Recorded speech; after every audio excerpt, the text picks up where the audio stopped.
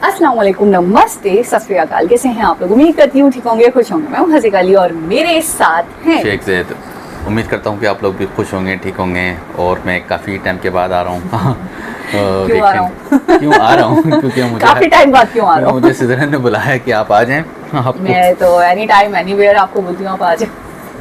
अच्छा, खैर मैं ये कह रही थी कि आज हम लाए हैं करियर 24/7 की एक बहुत ही लेटेस्ट सी वीडियो। चाइना और इंडिया के इंटरेक्शंस को देखते हैं। सो स्टार्ट करते हैं अपनी वीडियो को without wasting any time. So let's okay guys, तो वीडियो का टाइटल है proud moment for India, UNESCO accept Bhagavad Gita. से स्टार्ट करते हैं अपनी वीडियो को।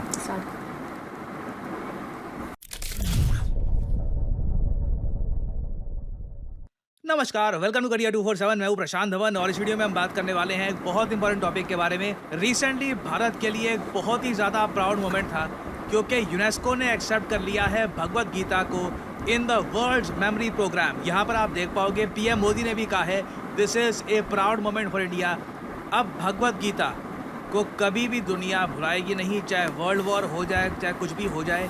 जो memory of the world register है वहाँ पर भगवत गीता को यूनेस्को ने ऐड कर लिया है। और आप एक बात पूछोगे कि थंबनेल पे हमने यहाँ पर वर्ल्ड लीडर्स को क्यों डाला है, इसमें चाइना का क्या रोल है। देखिए, ये जब न्यूज़ सामने आई तब चाइनीज़ गवर्नमेंट की जो ऑफिशियल स्पोक्समैन है इन इंडिया, इन्होंने भी इस पर ट्वीट करी है। बाय द वे, यहाँ पे आप देख पाओगे पीएम मोदी की ट्वीट है, a proud moment for every Indian across the globe, the inclusion of Gita and Nritya Shastra in UNESCO's memory of the world register is a global recognition of our timeless wisdom and rich culture। और आप देखोगे इस पर China की तरफ से ये प्रतिक्रिया आई है कि वार्म कांग्रेचुलेशंस टू इंडिया के गीता और नृत्य शास्त्रा को यूनेस्को की memory of the world register में ऐड कर दिया गया है।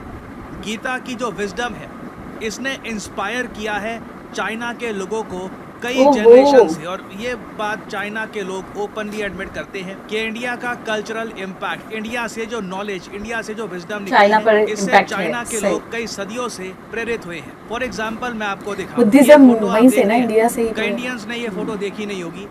ये अशोक स्तंभ है। जो अशोक स्तंभ आप ऑल ओवर इंडिया देखते हैं, बिहार में आपको मिल जाएंगे, उत्तर प्रदेश में, कई स्टेट्स में आपको मिल जाएंगे अशोक स्तंभ। जब सम्राट अशोक के एम्पायर के दौरान और इवन उसके बाद ये अशोक स्तंभ बनाए गए थे ऑल ओवर इंडियन सब कॉन्टिनेंट, जहाँ पर सम्राट अशोक की जो विचारधारा है, जो इनके बिलीव्स हैं, वो प्रमोट किए गए थे। यहाँ पे आप देख रहे हो अशोक स्तंभ इन चाइना।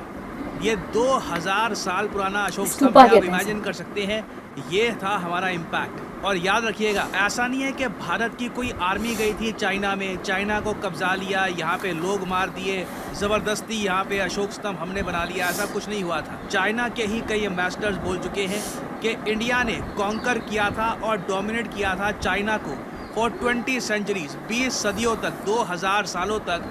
भारत के एक सोल्जर ने बॉर्डर भी क्रॉस नहीं करी, कोई हिंसा नहीं, मगर चाइना के लोग इंडिया से कल्चरली बहुत ज़्यादा इंस्पायर्ड थे। चाहे बुद्धिज्म आप देख लीजिए, ये जो अशोक स्तंभ है ये आप देख लीजिए, इवन जो हमारे स्क्रिप्चर्स की नॉलेज है इसने दुनिया भर को इंस्पायर किया था। और ये जो बातें हैं ना, ये बताते टाइम थोड़ा सा मुझे डर भी लगता है। डर इसलिए लगता है क्योंकि कई लोग ये सारी चीज़ें देख कर ना ओवर कॉन्फिडेंट हो जाते हैं। वो कहते हैं हाँ ठीक है, हम तो महान थे एक टाइम पर थे। ये सारी चीज़ें देखकर बस एक चीज़ माइंड में रखना कि ये हमारा कैलिबर है, ये हमारी क्षमता है जो हम अतीत में कर चुके हैं कई सदियों तक, इसको फिर से दोहरा सकते हैं। इतना हम में कैलिबर है, बट इससे बस इंस्पिरेशन लेना।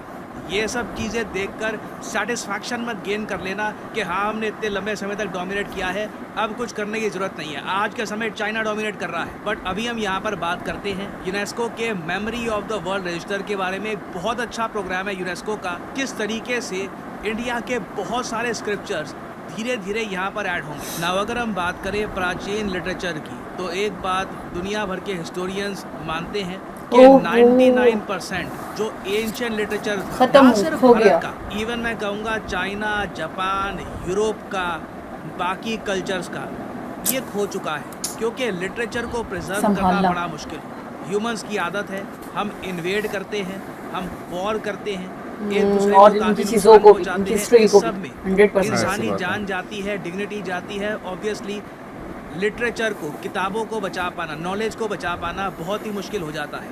फॉर एग्जांपल मैं आपको बताऊं, आपने पंचतंत्र के बारे में बहुत सुना होगा। पंचतंत्र की कहानियाँ बहुत फेमस है, मगर पंचतंत्र जो है ये बताया जाता है कि 100 BC के आसपास लिखी गई थी। जो इसकी एक्चुअल ओरिजिनल जो इसकी कॉपी थी, जो संस्कृत में ये पंचतंत्र लिखी गई थी, ये आज के समय वैनिश हो चुकी है।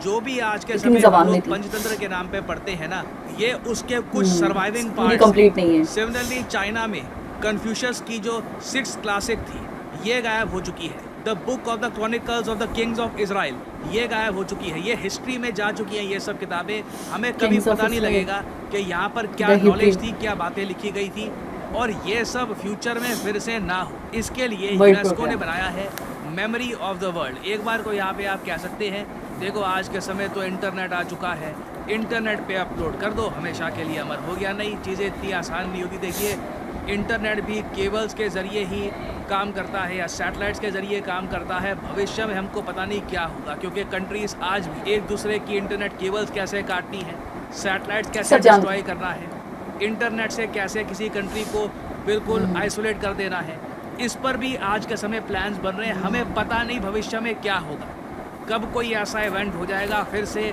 मास स्केल पर डिस्ट्रक्शन होगी, ह्यूमन बींग्स फिर से मारे जाएंगे और बहुत सारी नॉलेज बस गायब हो जाएगी। और याद रखिएगा, जो भी हम कहते हैं कि जी इंटरनेट पे स्टोर हो गया है, वो कहीं ना कहीं तो किसी हार्ड ड्राइव में स्टोर हुआ होगा ना।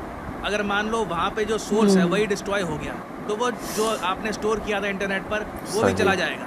तो इसलिए यूनेस्को ने memory of the world program start किया है, जहाँ पर ये धीरे धीरे चुन रहे हैं बहुत ही प्राचीन, बहुत ही important text. For example, Bharat का ऋग्वेद यहाँ पे ऐड कर चुके हैं, कई इजिप्शियन टेक्स्ट यहाँ पे ऐड कर चुके हैं, और इनको प्रॉपरली प्रिजर्व किया जा रहा है, इनके वर्ल्ड में इंश्योर किया जा रहा है कि आज के बाद कभी भी ये टेक्स्ट ह्यूमैनिटी से दूर ना जाए। ऐसा ना हो कि भविष्य में आज से 2000 साल बाद, 3000 साल बाद लोगों को पता ही ना हो कि ये टेक्स्ट भी एक टाइम पे हुआ करता था। तो इसके लिए ये प्रोग्राम शुरू किया गया है, और फाइनली यहाँ पर भगवत गीता को भी ऐड कर लिया गया है। और इसके अलावा तो देखिए, अभी भारत के बहुत सारे उपनिषद हैं, हमारे वेद हैं, अभी इनके टेक्स्ट यहाँ पे ऐड होंगे। ऋग्वेद उन गिने चुने टेक्स्ट पे था जिनको सबसे पहले यहाँ पर ऐड किया गया है। ऋग्वेद के बारे में मैं आपको बता दूं, वेस्ट में बहुत ऑब्सेशन है, बहुत वो लोग पढ़ते हैं। कई जर्मन स्कॉलर्स आप अगर देखो, उन्होंने ऋग्वेद पर कई किताबें लिखी हैं। सो ये बहुत अच्छा प्रोग्राम है, और मेरा मानना है कि इसके बारे में भारत में प्रॉपर एक अवेयरनेस होनी चाहिए, ताकि हमारे यहाँ तो देखिए नॉलेज का खजाना है, ठीक है, हमारी हिस्ट्री इतनी रिच है। जेन्युइनली हमारी हिस्ट्री आप अगर पढ़ोगे तो एक जेनजी वर्ड आज के समय यूज़ करता है, GOATed, it is the greatest of all time. History पढ़ के जेन्युइनली काफ़ी हमको प्राइड फील होती है कि हमने इतना कुछ अचीव किया, इतना कुछ डिस्कवर किया, दुनिया को इतना कुछ दिया। तो इसका जो एविडेंस है, जो इसका ज्ञान है, इसको बिल्कुल प्रिजर्व करके रखना चाहिए। ये हमारी प्राइड के लिए नहीं है, ये मानवता के कल्याण के लिए है कि फ्यूचर ह्यूमन बींग्स को भी इससे इंस्पिरेशन मिलती रहे और ह्यूमैनिटी इसी तरीके से आगे प्रोग्रेस करती रहे। और अगर यहाँ पे आप सोच रहे हैं कि यूनेस्को में ये सारे जो ये टेक्स्ट हैं ये स्टोर कहाँ पे करते हैं, देखो UNESCO United Nations education science and cultural organisation, इसके हेडक्वार्टर्स आपको मिलेंगे फ्रांस की राजधानी पेरिस में। तो फ्रांस ऑलरेडी जैसे आप लोग जानते हैं एक बहुत ही फ्रेंडली कंट्री है इंडिया का। तो आई थिंक अभी इन द फ्यूचर बहुत सारे इंडियन टेक्स्ट को यहाँ पे ऐड किया जाएगा। अभी के लिए याद रखिएगा कि भगवत गीता और नित्य शास्त्र को यहाँ पे हमने ऐड कर लिया गया है in the UNESCO's memory of the world. और फाइनली यहाँ पे ऐसा पूरी वीडियो देखने के बाद एक क्वेश्चन रेज्ड होता है, वो ये कि जैसे इन्होंने कहा, प्रशांत धवन जी ने कहा कि इंटरनेट पर जो नॉलेज है वो भी रिलायबल नहीं है। इन फ्यूचर जो है वो वेस्ट हो सकती है, वो वेस्ट हो सकती है, वैनिश किया जा सकता है, उसको डिस्कनेक्ट किया जा सकता है। हाँ, तो अगर उस सोर्स को अगर आप डिस्ट्रॉय कर दोगे तो फिर आपके हाथे कुछ नहीं लगेगा। तो कहने का मकसद ये है कि जो यूनेस्को है वो ये जो मेमोरीज जो सेव कर रहा है, ये स्टोर कर रहा है, ये कहाँ कर रहा है, ये किस ड्राइव में कर रहा है? क्योंकि भगवत गीता बहुत अपने आप में हम भी जानते हैं कि भगवत गीता जो है छोटी मोटी नॉलेज नहीं है उसमें, काफ़ी ह्यूज नॉलेज है उसमें, ठीक है। इसके अलावा दूसरी चीज़ें ऋग्वेद जैसे उन्होंने कहा ऐड हो चुका है, इजिप्ट की बहुत सारी जो नॉलेज है वो ऐड हो चुकी हैं, और अरबिक की काफ़ी सारी हिस्ट्री ऐड हुई होगी मेरे हिसाब से। तो कहने का मकसद है, हाँ, तो कहने का मकसद है ये सब वो कहाँ स्टोर कर रहे हैं। ये तो पता चल गया कि लोकेशन क्या है, फ्रांस में कर रहे हैं, लेकिन फ्रांस में ऐसी कौन सी ड्राइव है जहाँ वो ये कर रहे हैं, और इतना सारा, यानी कि अभी कोई इसमें वो भी नहीं है ना, रोक नहीं है कि इस लिमिट तक करेंगे इसके बाद ना करेंगे। हाँ, तो यही मेमोरीज ऑफ द वर्ल्ड ना, मेमोरीज ऑफ द वर्ल्ड के नाम से। प्रोग्राम भी आई थिंक उन्होंने स्टार्ट किया, उसमें जो भी मतलब हिस्टोरिकल जो भी चीज़ें हैं वो उसमें वो सेव कर रहे हैं या स्टोर कर रहे हैं, हाँ। इस तरह की तो चीज़ें। ये है कि अगर डिस्ट्रॉय करने पर आए तो वो तो ये मतलब भी वो कर भी सकते तो फिर हैं। वो उसी पे रखेंगे ना, मतलब कि इंटरनेट पे ही तो मैं डालेंगे। यही कहना चाह रही तो हूँ। ऑलरेडी इंटरनेट पे है, वहाँ से निकाल के फिर एक प्रोग्राम बना रहे हैं। हाँ, वो ये शायद ये भी है कि वो यकजा करना चाहते हैं हाँ डिफरेंट नॉलेज को। ये हाँ ये हो ये सकता काम है। की चीजें, क्योंकि देखें जैसे हम सभी जानते हैं कि जो मतलब नॉलेज कि कहने का मतलब कि यूनेस्को के पास है एक प्लेटफॉर्म पे सब चीजें मिल जाएंगी। मिल जाएगी, और जो यूनेस्को के पास होगी ना वो अप्रूव्ड नॉलेज होगी, उस पर आपको डाउट नहीं होगा कि अगर भगवत गीता उन्होंने ऐड करी है तो ये छोटी मोटी बात नहीं है। जैसे प्राउड मोमेंट है तो है, वाकई ये बड़ी बात है क्योंकि उसे ऐड किया गया है, और आगे भी बहुत सारी चीजें ऐड ऑन होंगी कि वर्ल्ड मेमोरी है, ठीक सही है। है। तो दुनिया की जो चीजें उन्हें लगेंगी कि वर्थ रखती हैं, वैल्यूबल अच्छा, है, मेरा एक सवाल ये इम्पोर्टेंट बनता है है। कि तुम्हें क्या लगता है कि इसके अलावा मतलब कि जैसे हिस्टोरिकल चीज़ों के अलावा, मतलब कि किताबों के अलावा और ऐसी क्या चीज़ें हैं जो ऐड हो सकती हैं?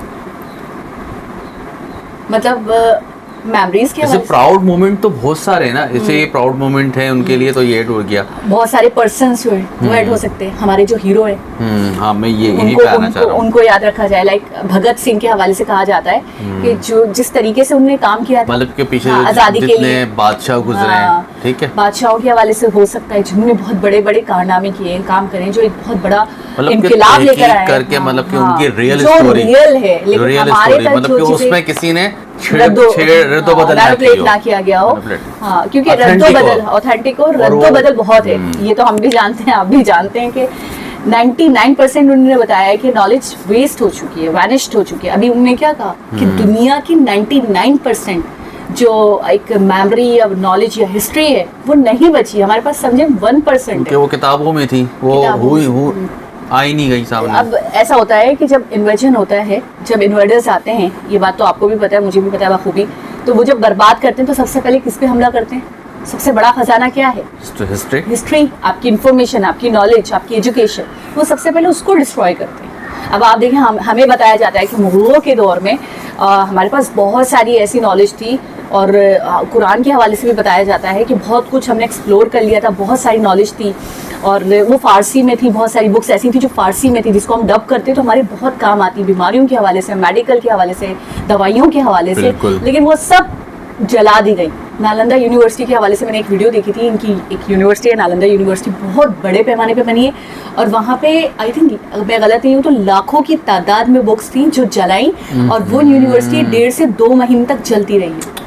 आप ये सोचें कि वहाँ पे कितना मवाद था कि आपने आग लगाई, वो 1 दिन नहीं लगी, 2 दिन नहीं लगी, वो 2 महीने के 3 महीने ऐसे कुछ अरसा है कि वो यूनिवर्सिटी दहक रही थी। पीछे भी मतलब कि किन लोगों के हाथ होंगे वो आप बेहतर जानते हैं, हम मेंशन नहीं कर सकते, लेकिन वो बेहतर पता है, सबको पता है वो क्या है। तो बहुत खुशी हो रही है। आपको कैसा फील हो रहा है? अच्छी बात है ये तो, है ना, बहुत अच्छी बात है। मतलब बहुत कहने का मतलब जितनी भी स्ट्रगल चीज़ें हैं वो एक प्लेटफॉर्म में आ जाएंगी और आसानी हो जाएगी जेंजी के लिए। जेंजी के लिए एग्जैक्टली, ठीक है ना, क्योंकि जेंजी को कुछ पता ही नहीं है, सब बताना पड़ता है। और हम लेकिन ये हमारी जिम्मेदारी है, हम अपने बच्चों को या अपने छोटों को गाइड करें, अपने जो भी रिलीजन है उसके साथ लेके चलें, उनके साथ लेके बड़ा करें, ताकि वो फिर वो आके सेम ये चीज़ रिपीट करें। अच्छा, एक चीज़ ने मुझे बहुत हैरान किया, वो ये कि इंडिया ने डोमिनेट करा है चाइना को। नियरली बताया गया 2000 ईयर्स, 200 सेंचुरीज, 200 सेंचुरीज, यानी कि यार बहुत बड़ी चीज़। और वो इस चीज़ को एक्सेप्ट करते हैं। अभी तो भाई चाइना डोमिनेट कर रहा है ना, आपको पता है, पूरी दुनिया में, लेकिन वो इस चीज़ को एक्सेप्ट भी करते हैं कि हाँ भाई, हम इंस्पायर्ड हुए, हमने बहुत कुछ सीखा है, हमने बहुत नॉलेज। आप बुद्धिज़्म का आप देखें, बुद्धिज़्म का अगर आप बिल्कुल चले जाओ हिस्ट्री पे और ओरिजिन पे जाओ आप, तो ओरिजिन बेसिकली हिंदुओं से ही है, ठीक है ना, हिंदुस्तान से ही है। बाद में वो उसको वो मानने लग गए और उसके पैरोकार बने। तो कहने का मकसद ये है कि बहुत कुछ इंडिया ने दिया है, बहुत कुछ हिंदुस्तान ने बांटा है लोगों को, अगर ये कहा जाए तो गलत नहीं होगा। तो बहुत ही इन्फॉर्मेटिव वीडियो थी, बहुत खुशी भी हुई इस वीडियो को देखने के बाद। आप में से मुझे बताइएगा कौन कौन से ऐसे सब्सक्राइबर्स हैं जिन्होंने ये वीडियो देखी और उनको कैसा फील हुआ। फीलिंग्स जरूर आप लोग हमारे साथ साझा कीजिएगा, और ये भी इन्हें देख के कैसा फील हुआ, और ये भी कमेंट करें कि ये वर्ल्ड ऑफ द मेमोरीज में क्या क्या चीज़ें ऐड हो जाती मजीद ऐड होनी चाहिए हमारे हीरोज़ के अलावा, और क्या क्या ऐसा है जो ऐड हो। तो दोबारा किसी और वीडियो के साथ आपसे मुलाकात होगी, जब तक बहुत सारा ख्याल रखें। अल्लाह हाफिज़। अल्लाह हाफिज़।